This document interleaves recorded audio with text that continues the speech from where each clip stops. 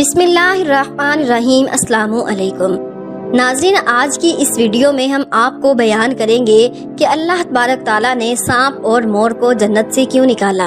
इन दोनों ने ऐसा क्या गुनाह किया था कि अल्लाह ताला ने इनको जन्नत से निकाल दिया और इनको बदसूरत बनाकर जमीन पर नाजिल कर दिया।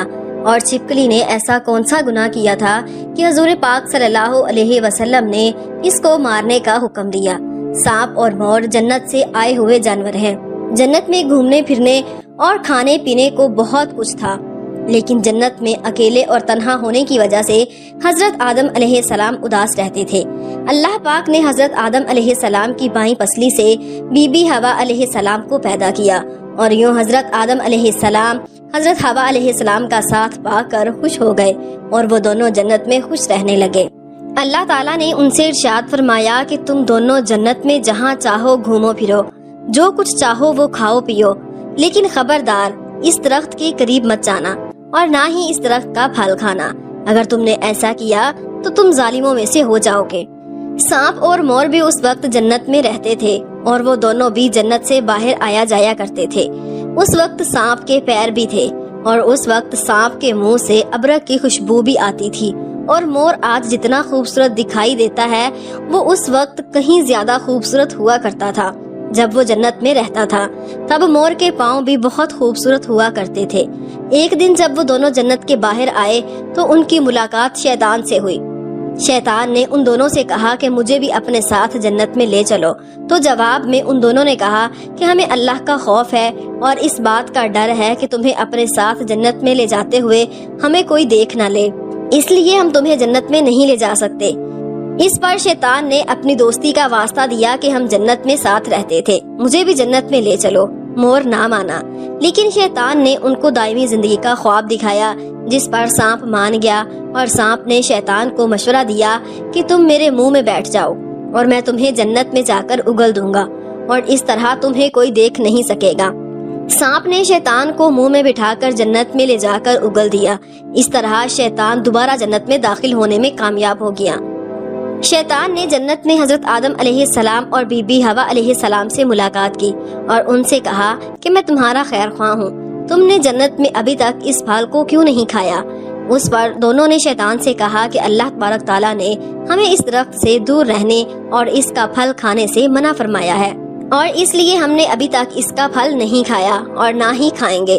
जब हजरत आदम अलैहिस्सलाम सो गए तो शैतान बीबी हवा अलैहिस्सलाम के पास आया और उन्हें बहकाने लगा कि अल्लाह पाक ने तुम्हें फल खाने से इसलिए मना किया है कि कहीं वो फल खाने के बाद तुम ना मरने वाले बन जाओ और हमेशा के लिए जन्नत में रहे रहो।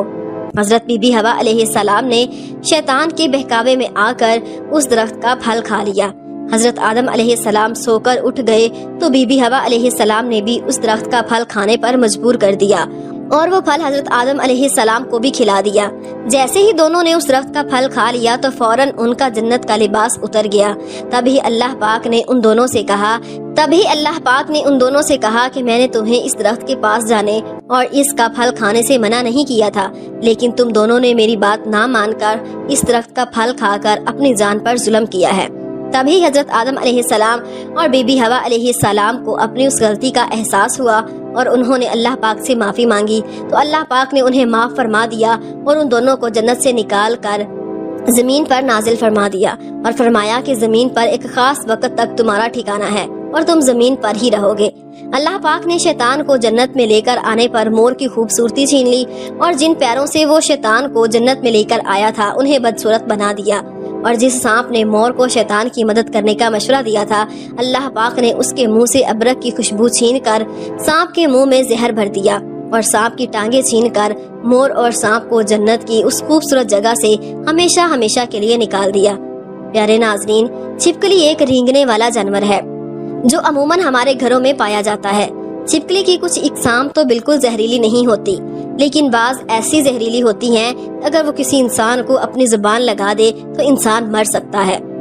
प्यारे नाजरीन, तज़किरतुल औलिया में है कि एक शख्स हजरत अली रज़ियल्लाहु अन्हु के पास आया और अर्ज करने लगा कि छिपकली को मारना जायज है या नहीं। तो हजरत अली रज़ियल्लाहु अन्हु ने इरशाद फरमाया कि नबी पाक सल्लल्लाहु अलैहि वसल्लम ने इरशाद फरमाया है कि छिपकलियों को मारो, छिपकलियों के मारने का हुक्म दिया है, کیونکہ یہ حضرت ابراہیم علیہ السلام کی آگ پر پھونکے مارتی تھی۔ چھپکلی واحد خلقت ہے۔ جب نمرود نے اللہ پاک کے نبی کو آگ میں ڈالنے کا فیصلہ کر لیا تو ہر جانور اس آگ کو بجھانے کی کوشش کر رہا تھا اور یہ خوش ہو کر اس آگ کو بھڑکا رہی تھی۔ تب اسے اللہ پاک نے اس پر لعنت بھیجی اور اسی وجہ سے اس کو مارنے اور اپنے گھر سے بھگانا کوئی گناہ نہیں۔ اور حضرت علی رضی اللہ عنہ ارشاد فرماتے ہیں کہ اس زمین پر کچھ مخلوقات ایسی ہیں جو انسانوں سے ناخوش ہیں اور انہوں نے شیطان سے وعدہ کیا ہوا ہے وہ انسان کو ہر طرح سے نقصان پہنچائیں گی۔ انہی میں سے ایک چھپکلی بھی ہے۔ حضرت آدم علیہ السلام کی خلقت سے لاکھوں سال پہلے اس زمین پر چھپکلی کا خاندان کثیر تعداد میں رہتا تھا اور لاکھوں کی تعداد میں بڑھنے لگا۔ انہوں نے زمین پر اتنا ظلم کیا کہ اللہ پاک نے زمین پر عذاب نازل کر دیا اور اس نسل کو ختم کر دیا، سوائے اس کے جو بہت چھوٹے تھے، جو زمینوں، غاروں اور پانی میں چھپ گئے۔ جیسے جیسے وقت گزرتا رہا وہ بغض اور حسد اپنے آپ میں رکھتے رہے، یہاں تک کہ حضرت آدم علیہ السلام کا زمانہ آ پہنچا تو شیطان نے اس نسل کے وجود میں یہ بات ڈال دی کہ تمہاری نسل کو حضرت آدم علیہ السلام کے لیے ختم کر دیا گیا۔ تبھی سے اس نسل کی مخلوقات انسان سے نفرت کرتی ہیں اور کوشش کرتی ہیں کہ انسان کو نقصان پہنچایا جائے۔ چنانچہ حضور پاک صلی اللہ علیہ وآلہ وسلم کی بہت سی حدیثوں میں بھی چھپکلی کو مارنے کا حکم ہے۔